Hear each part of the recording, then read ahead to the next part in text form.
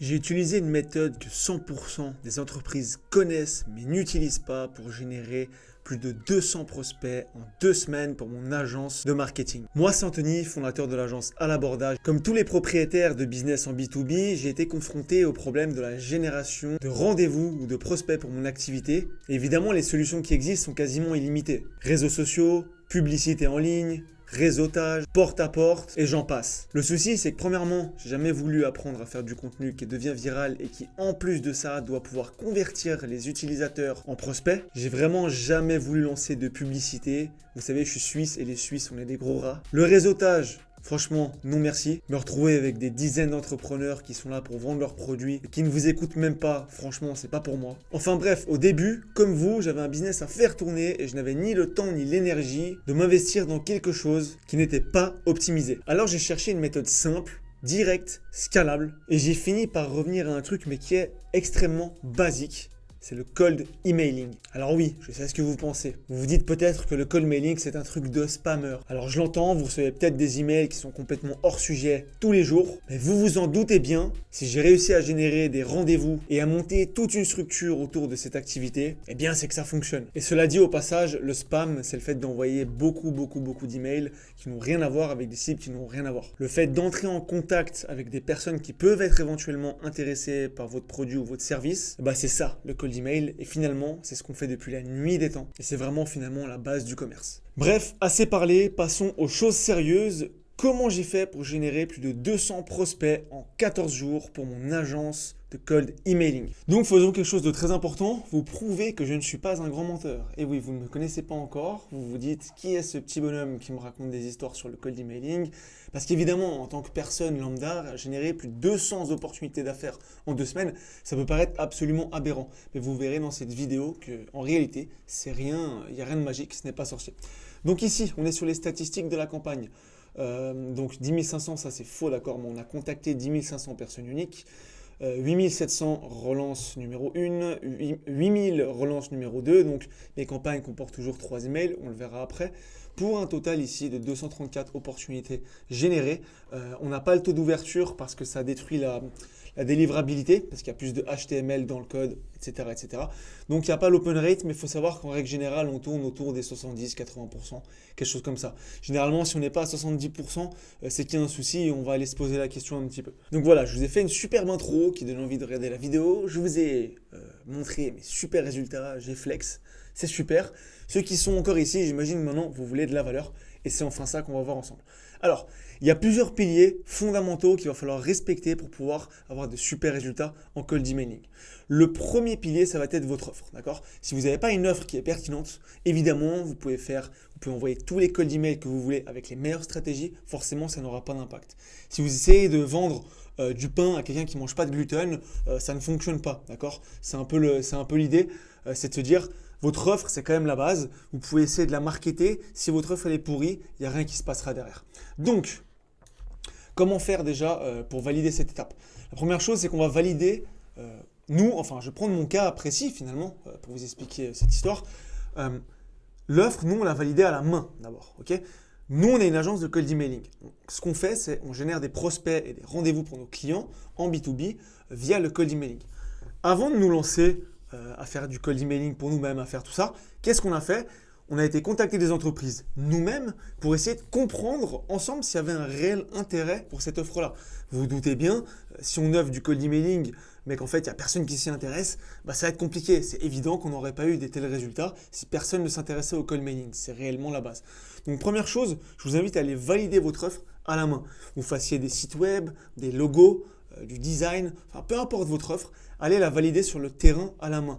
Allez vous créer un compte Insta, créez-vous une petite adresse email et allez écrire une centaine d'emails, allez parler à des gens en physique, allez écrire sur WhatsApp, allez écrire sur Instagram, validez l'intérêt qui est autour de votre offre. Ça paraît très débile, c'est vraiment pour les débutants, mais c'est important parce que souvent les gens disent le cold mailing ça marche pas. Non, c'est pas que le cold mailing ne marche pas, c'est soit que ton offre elle est pourrie, soit que ta stratégie elle est pourrie. Mais généralement l'offre c'est réellement ce qui pose le problème. Maintenant, l'offre, il faut qu'elle soit à haute valeur. Il faut qu'il y ait éventuellement une promesse. Alors attention, on n'est pas dans le jeu des promesses à tout va. On voit tout le monde dire on vous fait signer 10 clients ou on vous rembourse, etc. Moi, je ne suis pas dans ces trucs-là, mais c'est important en 2025 d'avoir une offre qui soit réellement à haute valeur et avec laquelle éventuellement vous avez une petite promesse également de résultats. Malheureusement, ça devient de plus en plus dur, la concurrence ne cesse d'augmenter, ça devient rude, alors vous devez avoir une offre à haute valeur. Et comme je l'ai dit avant, allez valider à la main votre offre pour vous assurer qu'il y a un intérêt pour ce que vous proposez. Parce que vous pouvez proposer un truc pourri, vous pouvez l'envoyer à 10 millions de personnes et il n'y a personne qui s'y intéressera. Okay, donc ça, c'est la première chose, valider réellement votre offre. Le deuxième point, donc on va rentrer dans le plus concret. Vous allez créer une stratégie de cold emailing, vous allez avoir besoin d'un setup technique. Quand on va faire du cold emailing, on va avoir des dizaines et des dizaines d'adresses email. Okay, pour créer, gérer, monitorer ces adresses email, il va vous falloir utiliser soit Google Workspace, soit Microsoft Exchange, soit 365, pardon, soit d'autres hébergeurs de ce type-là. Moi, dans mon cas, ce que j'ai utilisé et ce que je propose réellement pour avoir une haute délivrabilité et que ce soit pas non plus trop cher, c'est d'utiliser Zapmail. Donc Zapmail, qu'est-ce que c'est? Et au passage, c'est .ai, c'est pas .com, je me suis trompé. Zapmail, c'est un fournisseur d'adresses email Google Workspace et Microsoft 365, sauf que c'est moins cher que si vous allez directement acheter chez Workspace et chez Microsoft. Comment ils font ça? Ils ont des prix en gros de fournisseurs, vous pouvez très bien vous inscrire à leur programme, mais c'est assez strict. Mais vous pouvez vous y inscrire et finalement, si vous regardez le pricing juste ici, on arrive justement à avoir pour Google Workspace, on va dire monthly, d'accord, 39 $ pour avoir 10 adresses mail, ce qui fait 3,9 $ par adresse mail. A contrario, si vous l'achetez vous-même directement, vous en aurez, je crois, c'est 7 $ ou 6,50 ou 7,50, je ne sais plus exactement. Bref, c'est en tout cas 2 fois le prix pour avoir les mêmes adresses email directement chez Google. Donc ça, franchement, c'est vraiment top. En plus, Google, ce qui est chouette quand même, c'est qu'énormément de gens sont chez Google et forcément, ils mettent un peu leur serveur en avant entre eux-mêmes. Donc, vous avez probablement des meilleures délivrabilités en utilisant un service de chez Google. Et le mieux, c'est que Google, il ne se bat pas, en tout cas actuellement, contre le cold emailing. C'est relativement autorisé, ce qui est plutôt chouette parce que vous allez éviter de vous faire bloquer vos boîtes mail tous les 2 jours, comme certains fournisseurs peuvent faire. Maintenant, une chose que je n'ai pas écrite ici, le warm-up évidemment, lorsque vous allez créer vos adresses email, vous allez les envoyer avec un outil type Instantly. N'oubliez pas la phase de warm-up de 14 jours. Cette vidéo a pour but de vous expliquer de manière macro la stratégie, d'accord? On ne va pas rentrer dans chaque détail, dans chaque point en détail, on le fera dans d'autres vidéos. Aujourd'hui, c'est vraiment macro pour vous expliquer la stratégie dans sa globalité. Donc là, le setup, il est OK. Maintenant, évidemment, il va falloir une cible. Qui est-ce que vous allez cibler? Si, comme moi, par exemple, je suis une agence de cold emailing, je génère des rendez-vous et des prospects pour les entreprises en B2B, j'ai un nombre de cibles qui est énorme. Okay, aujourd'hui, on a à peu près 60 clients. On va avoir des agences de placement, des agences de marketing en tout genre, des fournisseurs de goodies personnalisés. On va avoir quoi d'autre? On va avoir des entreprises de nettoyage. On a vraiment un panel, un nombre de secteurs de clients qui est assez grand. Et c'est d'ailleurs le cas de beaucoup de types d'agences de marketing. Donc, finalement, la première question qu'il faut se poser, évidemment, c'est qui a besoin de mes services. Ça, je pense que c'est assez évident. Moi, dans mon cas, je ne vais pas aller contacter un e-commerce qui vend des colliers pour chiens alors que je fais du cold emailing B2B. Ça n'aurait aucun sens. Okay, donc, qui a besoin de vos services? Ça, c'est déjà la première question logique. Derrière, pour recibler les taux sur quelque chose d'un peu plus pertinent, posez-vous la question, qui éventuellement a de l'argent? Au même nombre d'employés, il y a des business qui vont être plus lucratifs que d'autres. Typiquement, je prends un exemple bête. Un restaurant avec 5 employés, d'accord, c'est assez banal. Tandis qu'un e-commerce avec 5 employés à plein temps, forcément, c'est un e-commerce qui chiffre. Okay, donc, qui, dans vos cibles, nécessairement peut avoir plus d'argent que les autres? A contrario, ça peut être un petit piège parce que tout le monde peut se concentrer sur ces cibles-là. D'accord, on le verra après dans le scrapping, notamment, tout le monde se concentre sur les cibles LinkedIn. Et finalement, je ne pense pas que ce soit... je pense que c'est à double tranchant. Ça peut être très positif, mais ça peut être aussi très négatif. Mais posez-vous la question, qui dans mes cibles, faites-vous un petit tableau, dans mes cibles, qui est-ce qui peut avoir plus d'argent, qui est-ce qui peut avoir moins d'argent? Deuxième chose, une cible qui est beaucoup présente, un type d'entreprise qui est beaucoup présent. Si, admettons, je voulais cibler uniquement les agences de marketing qui font de la e-réputation et uniquement celles qui suppriment les mauvais avis de Google, d'accord, des pages Google My Business. C'est une super niche d'ailleurs. Il y en a très peu, ok, des business. Alors moi, finalement, ça peut m'intéresser. Je vais les mettre en batch dans ma campagne. Mais si vous voulez faire une campagne qui est vraiment cibler sur un métier, allez pas cibler un métier dans lequel vous avez une cinquantaine de cibles, d'accord? Allez sur des métiers où il y a plus de gens, ou alors faites des campagnes plus généralistes. C'est d'ailleurs ce que j'ai fait dans mon cas et qui a très bien fonctionné. Aussi, posez-vous la question, alors ça c'est pour les agences notamment, allez chercher des cibles qui sont digitalisées, ok? Allez pas chercher des Cro-Magnons, des mecs qui sont là, qui comprennent rien dès que vous lui parlez de SEO, il sait pas trop ce que c'est, ou vous lui dites un site web, le mec il a pas de site web, il en a jamais eu besoin, et puis il est sur les pages jaunes et a même son numéro privé. Évitez ces cibles-là, ok? Évitez les gens qui comprennent rien au web si vous fournissez un service web, ok? Donc ça c'est aussi important. Prenez quelqu'un qui soit un petit peu, enfin des cibles qui sont un petit peu quand même, qui ont de la connaissance dans votre industrie, d'accord? Qui sont éduqués par rapport à votre sujet. Maintenant, troisième pilier, le lead magnet. Le lead magnet, c'est rien d'autre que ce qu'on va offrir à nos cibles pour les motiver à nous répondre. Voilà, je vous montre directement ici le mail que j'ai fait, on le verra plus en détail après, le pourquoi du comment. Dans mon lead magnet, en gros, qu'est-ce que je propose ici? En recherchant, on a collaboré, dans le cadre de nos développements, on a décidé d'offrir une présentation de cette stratégie à certaines entreprises de votre secteur. On a une méthode géniale qui peut s'appliquer à vous. On a décidé de la présenter à quelques acteurs de votre secteur et si ça vous intéresse. Mon lead magnet aujourd'hui, c'est apporter de la valeur en présentant une méthode qui peut t'aider à avoir plus de prospects dans ton industrie. Okay, a contrario, vu les cibles que j'ai dans ce cas-là, j'ai mis des agences audiovisuelles, j'ai mis pas mal de métiers différents qu'on a déjà aidés auparavant.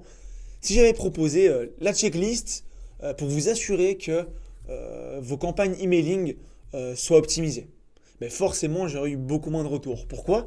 Parce que sur les cibles que j'ai scrappées, je les ai prises sur Google Maps, il y a peut-être 1% des gens qui font déjà du cold mailing. Donc forcément, mon lead magnet, il est hors sujet, il y aura beaucoup moins de réponses. Okay, donc c'est ça que j'essaie de dire, c'est essayer d'avoir des lead magnets qui soient les plus adaptés à la cible, à votre message, etc. Et en plus de ça, franchement, moi je recommande assez souvent les lead magnets du type soit les audits, soit l'ouverture d'une discussion. Par exemple, là, ça aurait pu être comment faites-vous actuellement pour générer des prospects pour votre activité? Et ça ouvre en fait le biais sur une discussion. Okay, audit, discussion, franchement, c'est un peu généralement les meilleurs. Quand je dis audit, ça peut être analyse en règle générale, okay, analyse de potentiel, etc.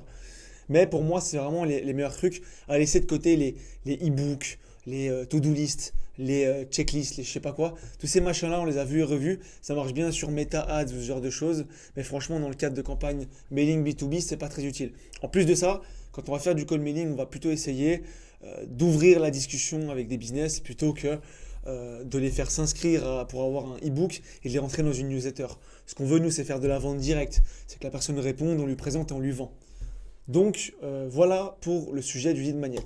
Ensuite, quatrième pilier, le copywriting. Forcément, votre message il va énormément impacter vos résultats et on va voir ensemble, concrètement, on va le décortiquer ensemble, mon message, pour que je puisse vous montrer pourquoi il a été tourné comme ça, etc. Première chose, on va dire un peu, ça c'est les règles de base, ok, qui ne sont pas forcément à toujours respecter. Le copywriting, c'est un monde infini. Moi, par exemple, je suis du genre à dire, il ne faut jamais mettre de bullet points dans les emails parce que ça ne fait pas du tout humain. Mais la réalité, c'est qu'il y a des fois où j'en mets. Pourquoi? Parce que j'ai le feeling, parce que je me dis que ça peut être utile, j'ai envie d'essayer. Finalement, le copywriting, c'est du test. On va scraper, on va récupérer les emails d'une cible, on va écrire des mails et on va faire une fois le premier mail, une fois le deuxième mail. On va faire plein de tests finalement. Et ensuite, on va essayer de comprendre ce qui marche mieux et pourquoi. Mais il y a des règles globales, mais franchement, des fois, on va un peu les détourner. Première chose, toujours tester mail court vs mail long. Okay, la longueur du mail, ça a une corrélation énorme avec le taux de réponse que vous allez avoir. Maintenant, avoir des mails trop courts, ça peut être mauvais parce que vous aurez des réponses beaucoup trop hors sujet. C'est aussi possible. Maintenant, il y a des industries dans lesquelles vous allez faire des mails plus longs. Je pense notamment à un client qu'on a qui fait de l'optimisation sur les salaires de cadres et managers clés en France.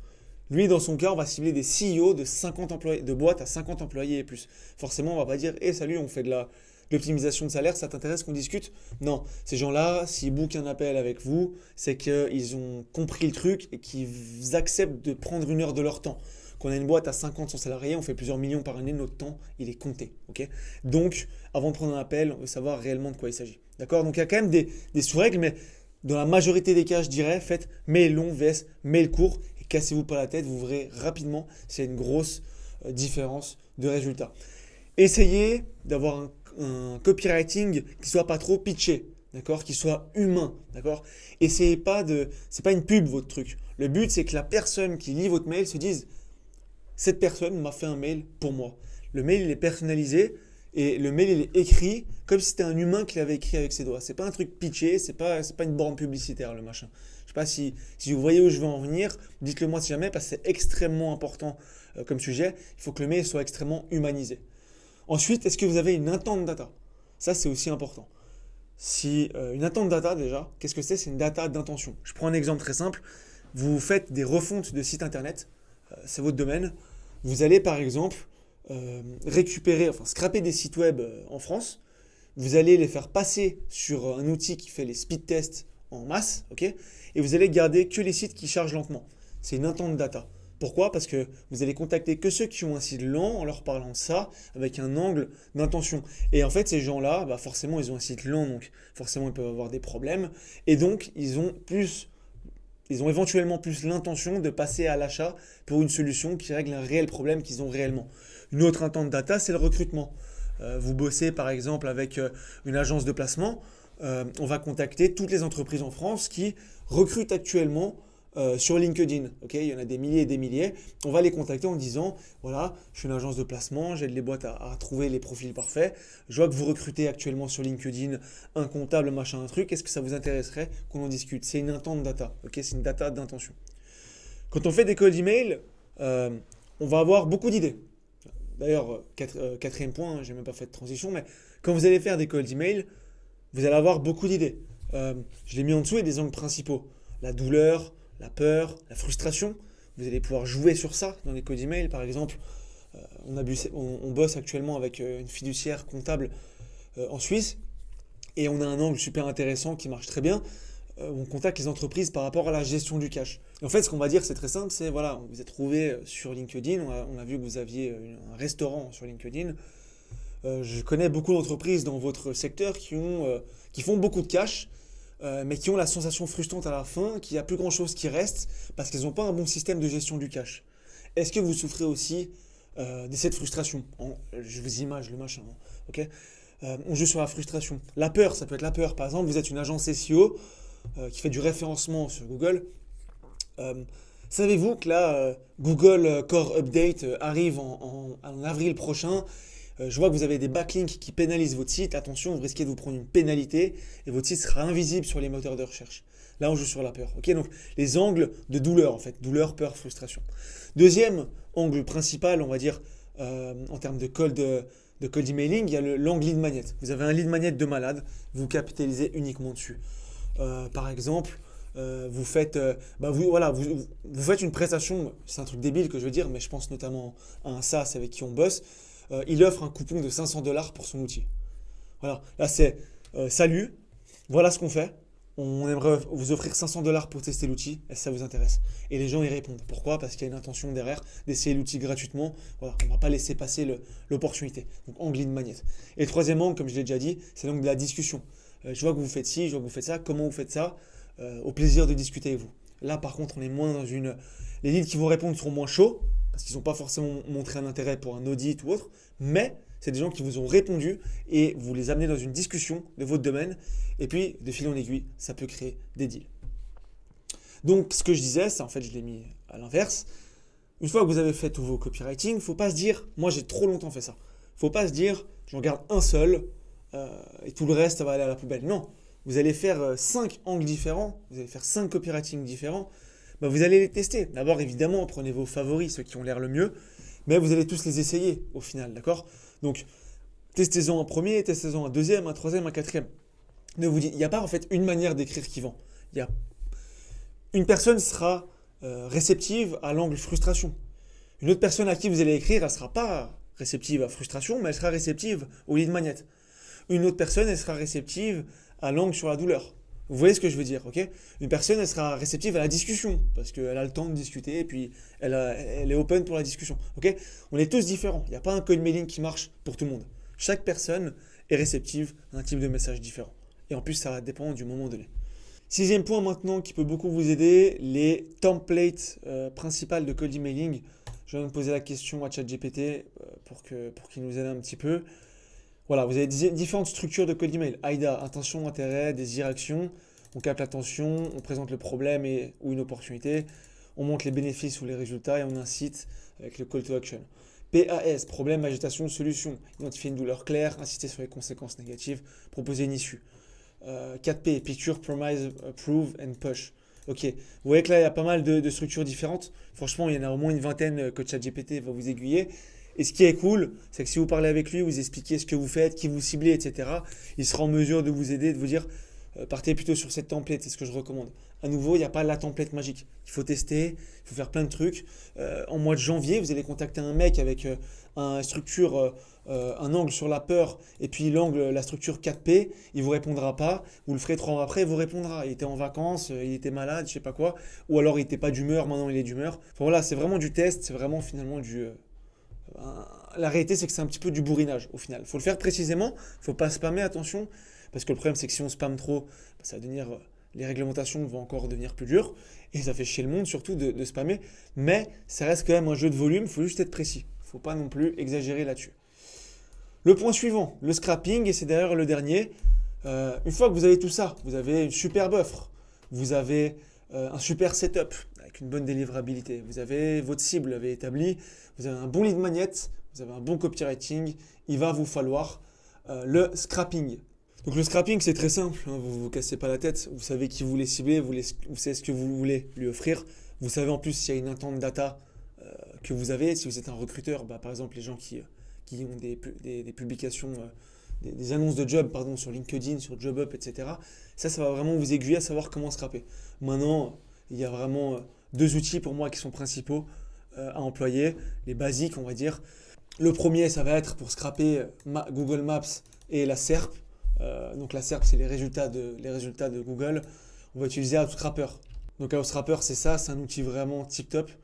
C'est 3 $ pour 1000 lignes de scraper. C'est beaucoup moins cher. Donc c'est pour ça qu'il est un peu en mode pirate.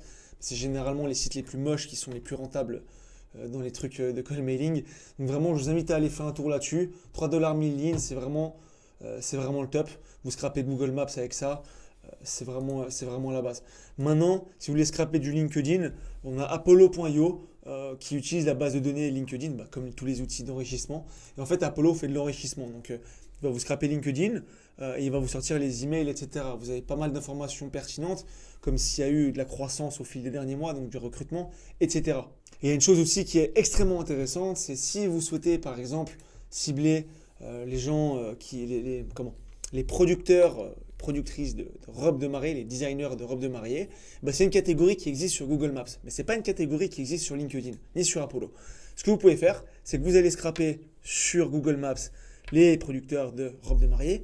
Vous allez prendre tous les sites web que vous allez trouver, vous les mettez sur Apollo et Apollo va vous sortir tous les profils des gens qui sont dans ces sociétés-là. Je ne veux pas aller trop loin, sinon je risque de vous perdre. Le but, de nouveau, je rappelle, c'est de voir en termes macro ce qui est possible de faire et puis surtout la structure en call mailing qui m'a permis de générer plus de 200 leads en 14 jours. Maintenant, l'important, c'est de passer à l'action. C'est bien beau de regarder des vidéos, mais franchement, passez à l'action. C'est pourquoi, si vous avez des questions ou autres, vous avez l'espace commentaire en dessous. Et n'hésitez pas aussi à visiter notre site web. On a juste ici la possibilité de choper une analyse gratuite. Donc la réalité, c'est que le but, c'est qu'on discute ensemble, voir quels sont vos challenges, qu'est-ce que vous voulez faire, est-ce que le code mailing s'est adapté, quels sont les potentiels de votre industrie, et on verra ensemble tout simplement si on peut vous accompagner ou simplement vous donner quelques petits conseils pour que vous puissiez un peu vous débrouiller déjà tranquillement de votre côté jusqu'à ce que vous souhaitiez déléguer cette partie-là pour qu'on s'en occupe pour vous. En tout cas, j'espère que vous avez kiffé le contenu, la vidéo. N'hésitez pas si vous avez des sujets que vous voulez qu'on traite ensemble, et je vous dis à très vite.